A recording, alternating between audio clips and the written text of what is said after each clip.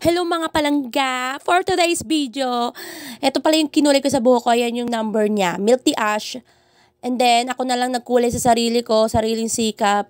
Tiis ganda ang peg natin niya for today's video. O, diba, binilisan ko na para hindi mainip yung mga mata nyo. Ganyan ako kalupit. For today's video, makikita nyo kung anong kulay na yan dyan. Nandyan na lahat-lahat.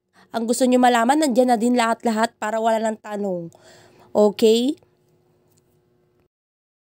Hello mga palangga, after 14 days, ngayon ko lang ipapakita tong buhok ko.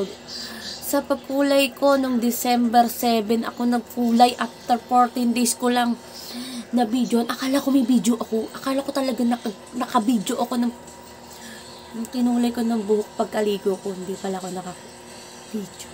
Nakapag-TikTok ako, oo. Pero hindi ako nakapag-video. So, ilalagay ko na lang dyan yung binidyo ko na TikTok para kasama na din sa video. So, ito na nga. Itong kulay niya, after 14 days, ayan na siya. Diba? Kung gusto nyo ma-achieve ang ganitong kulay, girl, bumili ka na. Bumili ka na dyan. Nandyan yung picture, andyan yung itsura, andyan yung kung ano yung number, and then kung ano yung ng oxidizer, andyan na din. Lahat nandyan na. Para wala na marami sinasabi, andyan na lahat, okay? Ikaw na maglagay, ikaw na bahala. Kaya mo yan. Go, go, go. Malapit na Christmas. Diba ang ganda? Kala mo naka-bleach. Ay, eto. Dito. Ayan, yan. Tignan nyo, ayan yung kulay ko ha. Makikita nyo may pagka-pink-pink siya. Ayan yung kulay nung naligo ako, nakapag-TikTok ako. Pagpasensyo na ang ko dyan, in-screenshot ko lang yung video ko nung TikTok.